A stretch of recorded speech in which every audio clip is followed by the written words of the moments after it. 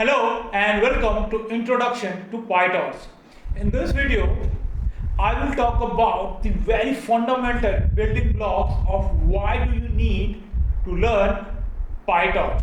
We will start from the history to understanding how the computation graph work in PyTorch, how PyTorch helps you, does all the maths that are required to build an AI model so that you don't have to do any mathematics at your end. We will learn how to build a tensor, how to manipulate a tensor, what does it mean to have a shape of a tensor, how to resize a tensor, how to generate random tensors, and whatnot.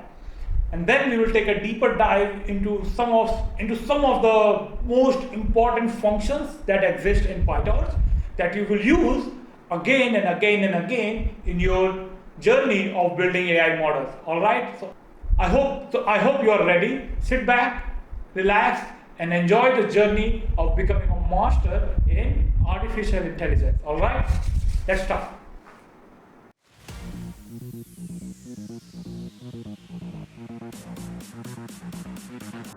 Now, before we deep dive, let's see what it entails to basically create an AI model. Okay. So number one is you definitely need data. Then you need a mathematical model that basically understands that data, right? So if I open my favorite tool, which is, surprise, MS Paint. So you might have seen something like this a lot. Like this video on network. So you have a neural network that basically takes some input, process that input, and gives you an output, right? Now everything that you see here is basically a mathematical model that is represented in some sort of programming language or coding that we do. Okay. Now, once you know what data we want to give to the model, your AI needs to make sure that it understands the data. Okay. Now, how does it understand the data? Well, you give data to the model, right? So you give data, something like this, to the model.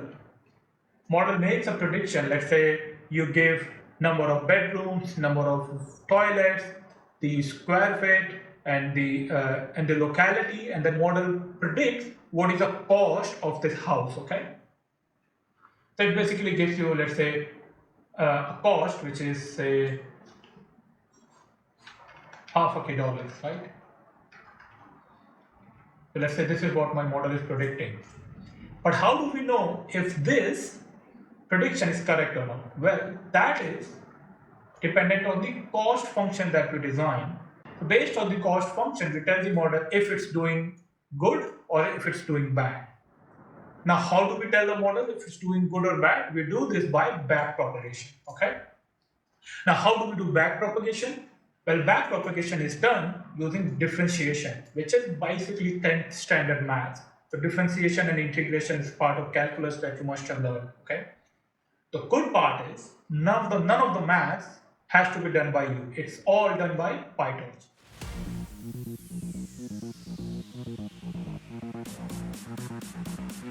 And this is where I'm saying who does all the maths. It's PyTorch who does the maths. So what is PyTorch?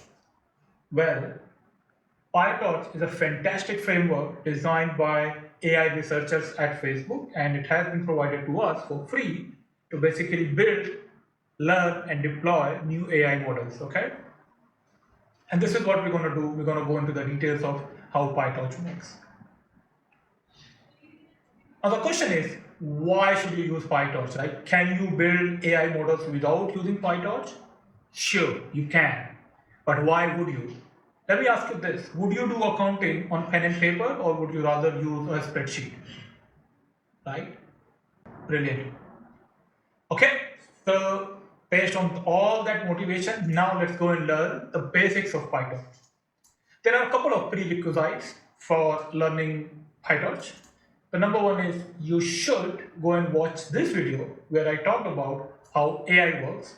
If you haven't watched it, it basically explains how a neural network learns. It lays down the fundamental building blocks of how an AI works. Okay. You also need to know a basic understanding of Python and how classes in Python works.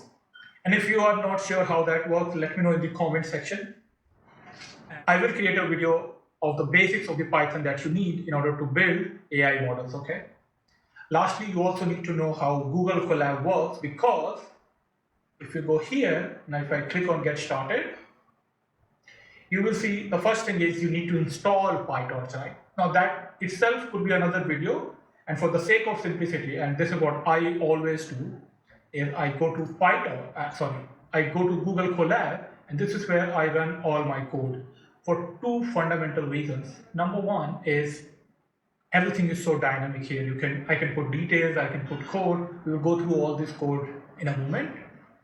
The second thing is, when you are building AI models, the computation could be really huge, big, right?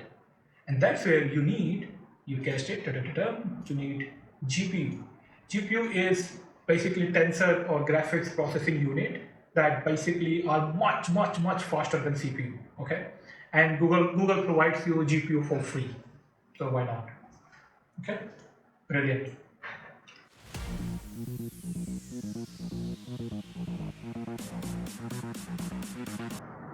The fundamental thing about anything that you're going to do when you're building an AI model is basically finding the local minimum of your cost function. Okay, sorry, not local, hopefully the global minimum of the cost function that you're working on. Okay, now let me give you an example.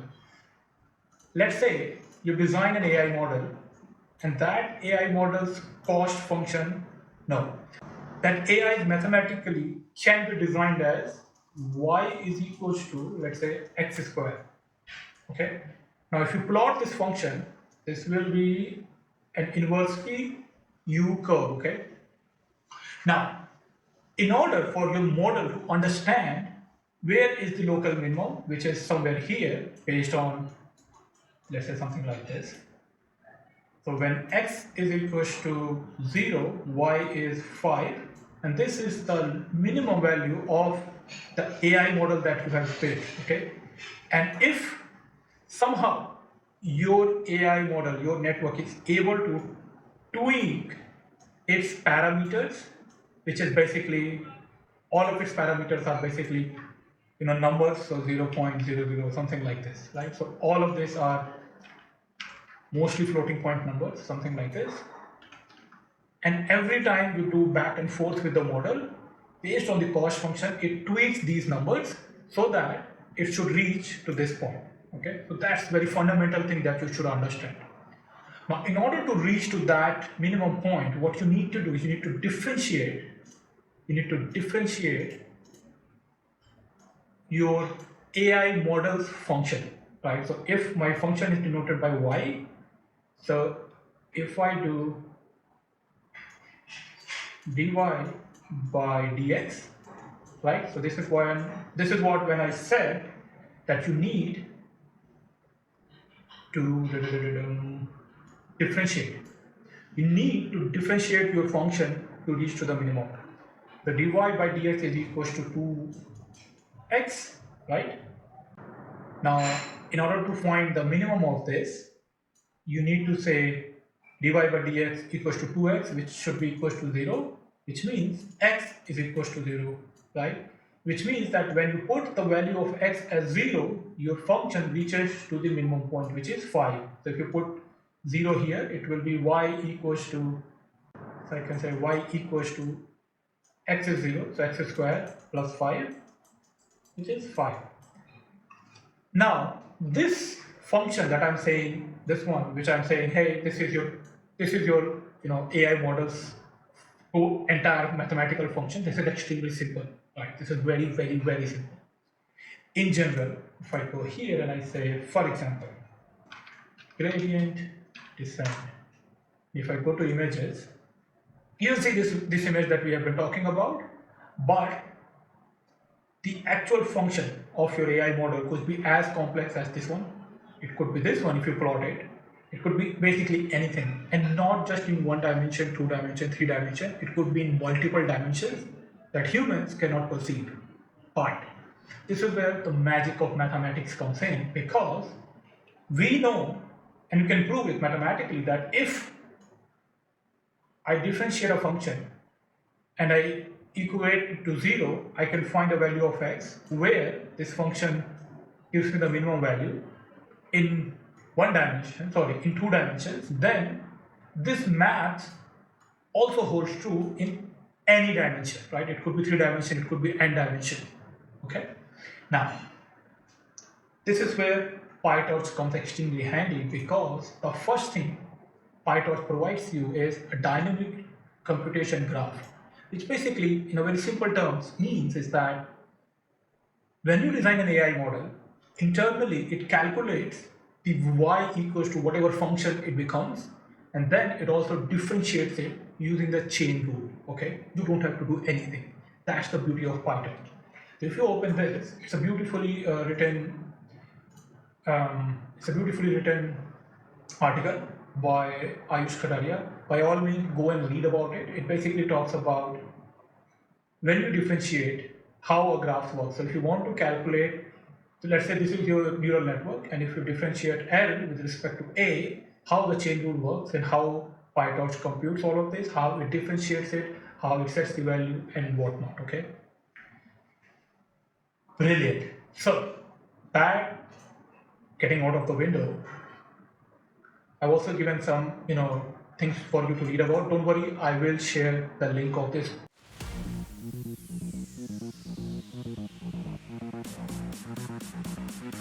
Perfect. So the first thing, the very fundamental thing about using PyTorch is understanding data.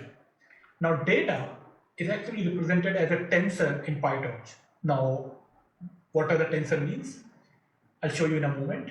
But if you read here, it could be a scalar value, it could be 1, 2, 3, it could be a vector, it could be a list basically, but it is a vector. It could be a matrix, so it could be a 2-dimensional vector, and it could be a tensor, which is more than 1 dimension. We'll have a look how it works. The one thing to notice is there are 3 main components of a tensor. A tensor has a grad. It basically holds the gradient value, which basically helps PyTorch to basically automatically differentiate and compute the backpropagation. Okay, there's a gradient function and the data. So now let's have a look in terms of how this works. I'm not going to type everything along with when I explain, because it will take a lot of time. This video will become very long. I've already kind of provided some code. When I execute it, and as and when required, I will also run through a couple of code. Okay. Now, if you go to runtime, change runtime, I am connected to CPU because I don't need a GPU for this demonstration. So what you can do is, if you mouse over somewhere here, it will give you code or text. So if you click a code, you can write Python code here. So I've written import torch, and this is how you bring torch into the memory. And if you press Control Enter, it will execute this cell, and you'll see a green check here. Now what we will do is, we will take a normal Python list. So if I go here and say L is equals to 1, 2, 3. If I print L, it will just print 1, 2, 3 because this is a Python list. And if I also say dtype L, it should say, oops, we just need to say type. Now it says it's a Python list. Okay. What I'll do is, I'll say tensor1 is equals to torch.tensor. Then I can provide a list, or I can also provide L because I've already defined it here. If I print it, you will see it becomes a tensor of list 1, 2, 3. Lovely, right? You can also say directly like this, 1, 2, 3. Now it's a tensor of 1, 3, and 5, 6. This is a 1-dimensional tensor, so 1D tensor, aka also called as vector. Okay. Now I'm going to create a 2-dimensional matrix or 2D array, and we'll print it. Alright, so now we know how a 3-dimensional matrix or 3D tensor looks like.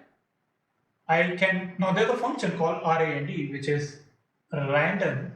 What this means is, you can provide this function the shape of your matrix, and it will give you random values for that shape matrix. Okay, so let's try with a smaller one. So I will say 3, 4, control enter.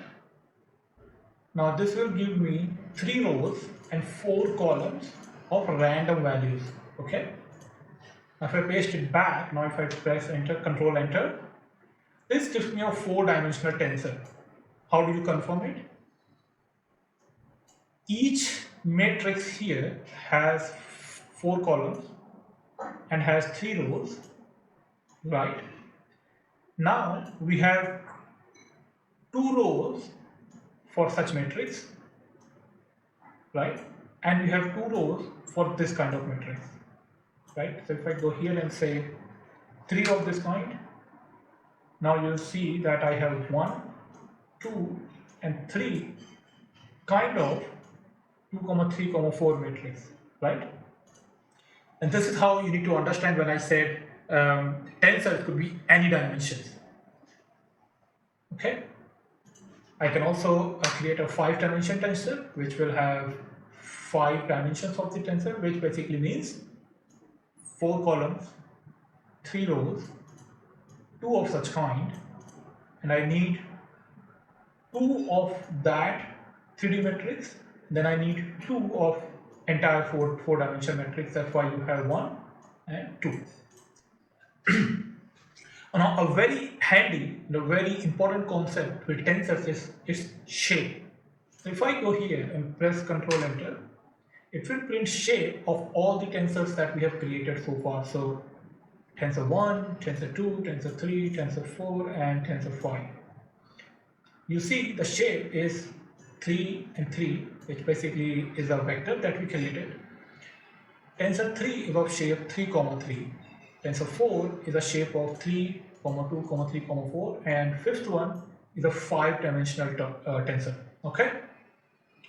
This shape property is one of the most widely used properties. Now let's say the kind of data types that we have.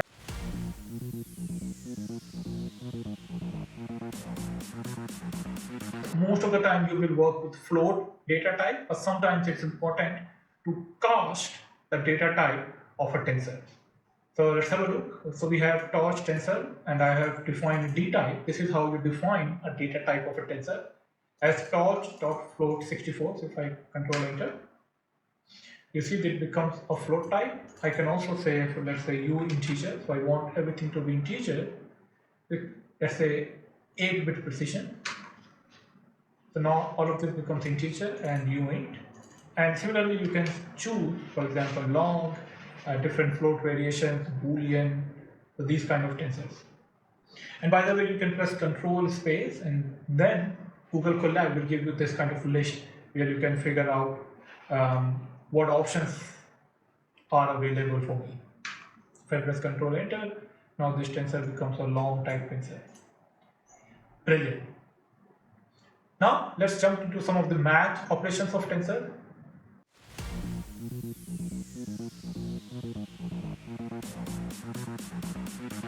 So the first one I want to talk about is I create a tensor A, random tensor of 2, 4, right? I multiply that by 2 and subtract 1 from it. So let's see how that looks. So this is my tensor A. Now if I paste everything, if I press Control Enter, now you'll see that what torch.abs does, it converts every negative value to positive. So basically everything becomes positive.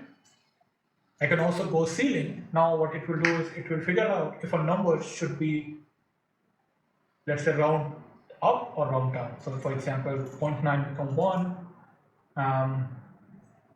minus 0.8 becomes 0, and so on. Then we also have floor. So respectively, it will floor down the values. And we also have clamp, which basically clamps down the tensor between a given range, okay? Now you can go and read about all of it on PyTorch documentation. If you go here, documentation, PyTorch, and now you can read about everything. For example, tensors, what are different data types, how does different attribute works. You can read here. But I'm gonna walk you through with all the important things that you need, so you don't have to take the pain of reading everything. Okay. Now, let's look at some math operations. This also becomes handy because sometimes you need to calculate sine value, inverse value, and so on. So I basically said I need angles. So torch tensor, and I create a tensor of 1, 2, 3, 4, and 5 different values. So first one is 0, second is pi, which is 3.14, 1/4 of a pi, half of a pi, 3/4 of a pi, and so on. And then I basically applied sine function on it, inverse on it, and so on. And that's what it is. You can also compare different tensors. So for example, you can broadcast element-wise equality comparison. So 1, 2, 3, 4. And I create another tensor, which is basically 1, 2 once. And if I say run it, the torch equal will basically compare D, which is this, with E. So I get true and everything else is false. How does it calculate this? Let's have a look. So tensor D looks like this, and tensor E looks like this. Now, of course, you can see that it's only one value that's matching with tensor D, and that's why you only get true here. Okay.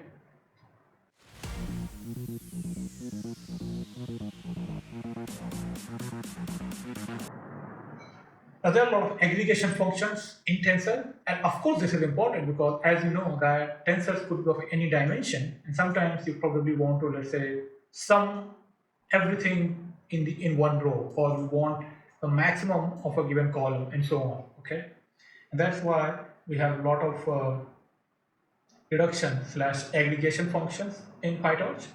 So let's say I design a tensor D, which basically, okay, I need to print it. Let's say we design a tensor which looks like this, 1, 2, 3, 4. Okay. Now if I say give me maximum of this D, this should be 4. If I say maximum of D, and then I say item, it will remove this tensor's exact value. I could get a mean of it. So 4 plus 3 plus 2 plus 1 is 10, divided by 4 is 2.5, standard deviation, product of all number, and I can also get filter a unique element. Okay, so if I press Control Enter, that's what you see. It's a tensor. Now you can also get reduction or aggregation on the row or column level. Okay, so this is how it works. You create a tensor, then you can say torch.mean, and then you can provide dimension. So if I say press Control Enter, when I say dim equals to 1, then I'm saying give me an average across the row, right? So let me also print D for you so that you can visualize it. So if I say give me a mean across each row, so 2 and 1 is 3, divided by 2 is 1.5, and 4 and 3 is 7, divided by 2 is 3.5. That's why you have this mean. And if I say column, then it takes a mean this way. So 1 plus 3 is 4, by 2 is 2, and 6 by 2 is 3. Okay, lovely.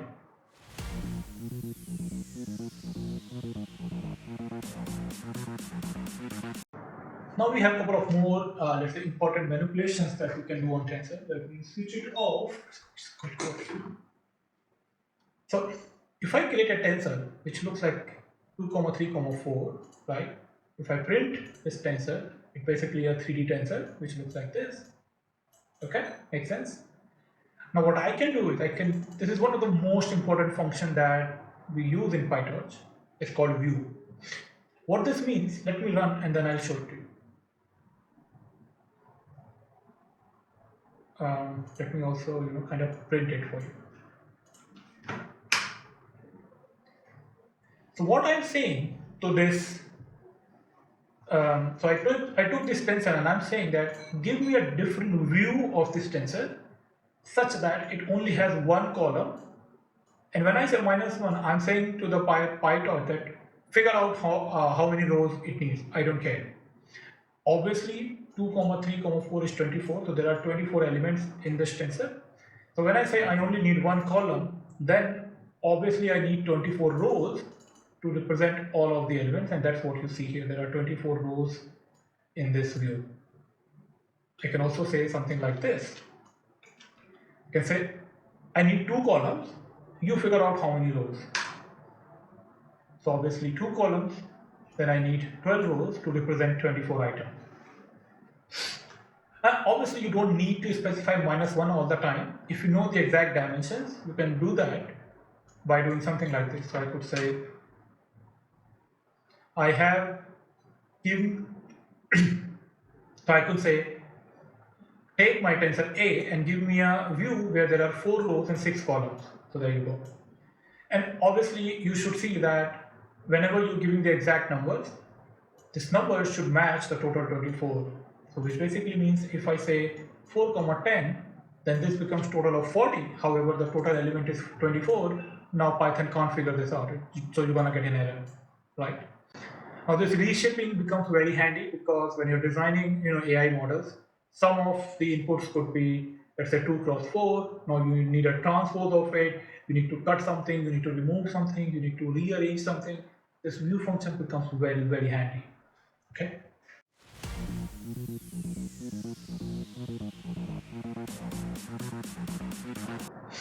Now let's talk about 2 very important functions. One is rand and one is rand. So you have seen how rand works. It basically gives you random tensor with random values from between 0 and 1. I think 0 and 1 or -1 to 1, right? So as I've given here, when you use rand n, it gives you random numbers from a normal distribution where the mean is 0 and variance is 1. So if I run this, you will get different values from a normally distributed data set where the mean is 0 and the variance is 1. Okay. There's another function which is rand integer, which basically, now you should guess, you should be able to generate a vector, a tensor of 3, 4, and its value should be randomly picked between 3 and 10. And that's what you see here. And lastly, on the operations is numL, which basically gives us the number of elements in a tensor, right? Beautiful. Now there are 2 more topics left, and if you're enjoying this video, can I please ask you to like this video, comment on this video, and share this video as much as you can, because I really want everybody to be able to understand how these AI models work, how you can build your own AI, and this cannot happen until you share it with your friends. So please make sure to share this video with your friends. It takes a lot of energy and a lot of effort to bring this kind of videos to you. Okay? Perfect.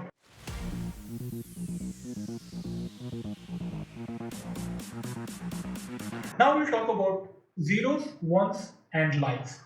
This is also very important because when you're running an AI model and you want to, let's say, simulate some data, 0, 1, and likes comes really handy. I've given some details about, how it works, how you can, kind of read about it. You can always go to, Google and say torch once, for example, and it will take you to the official documentation where you can read about what are the inputs, what is the size. It also gives you a sample input and output, which basically means is, if I go here and I say I need ones, which looks like 2, 4, it basically creates a matrix of all ones in it. Okay.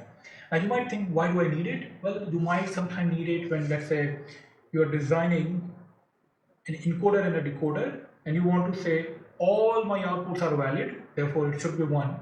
This is one case where you can use ones function. Okay. You can also define data type. It basically works like any tensor. So you can say it could be float. Now it becomes float type. Similar to 1, there are zeros, and you can design zeros here, right? Another very handy function is rand like, which basically gives you a random tensor. The values of the tensor would be random. However, its shape, would be like a tensor that you define. So if I say my zeros is 2, 4, and if I say give me a random tensor like zeros, now you're gonna get a tensor which has random values, but it will be of the same shape as zeros, which is 2, 4. Okay, beautiful.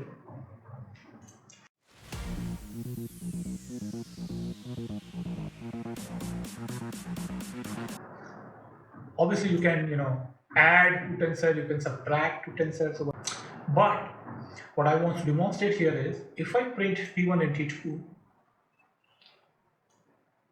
they are not changed, right? And T3 becomes 2, 4, 6. You can also do this in as an in-place addition, which basically says T1 add underscore T2.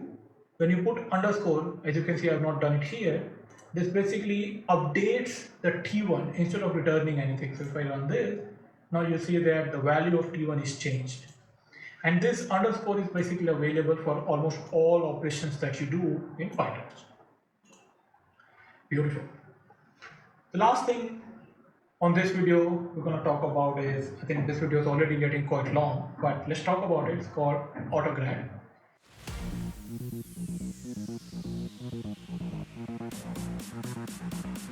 So what Autograd does is it tracks how a tensor was created, which all are its dependents, and how to differentiate it. Okay, it basically follows the entire chain rule.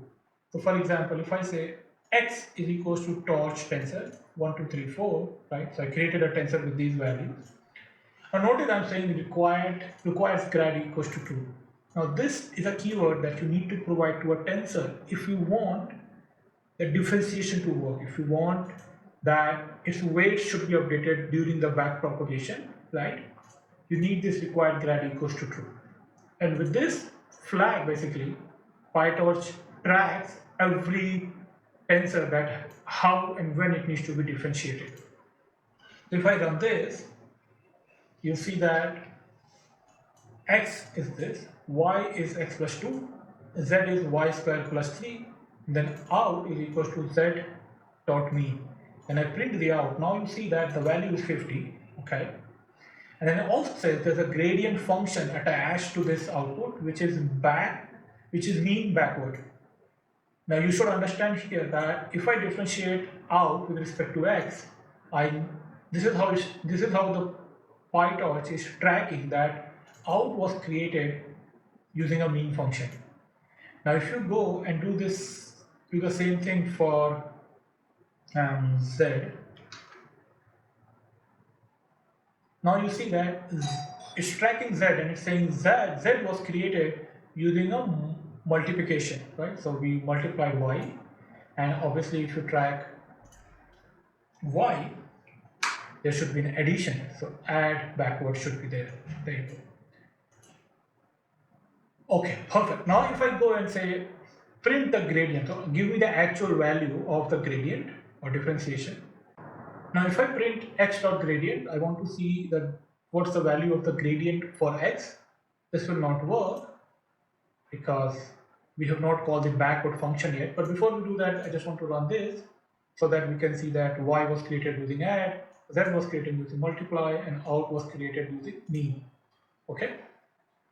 Now let's talk about the backward function. This function is basically responsible for doing all this back and forth, updating these weights so that my output is as close to 500k, and this we do by using a loss function that basically penalizes this network if its loss is too much. Okay. So what you need to do is you need to say out.backward to compute the gradient. So when you run this function, it will go back and basically use this logic to basically differentiate output with respect to D, with respect to C and A and everything. So when I run this, now printing the gradient for x is available, which is 6, 4 and 10. I will leave it up to you. If you can figure out how the x gradient becomes 6, 8 and 4. If you can figure out, let me know in the comment section. If you can't figure out, also let me in the comment section, and I will explain how this x dot grade becomes 6, 8 and 10.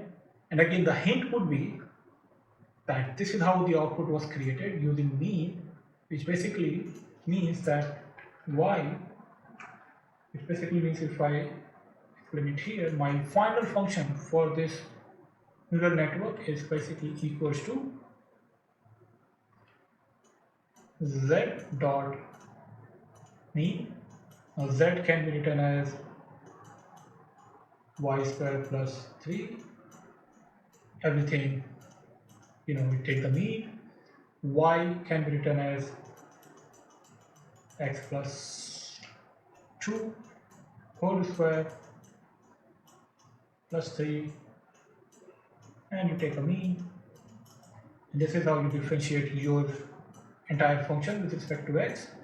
Perfect.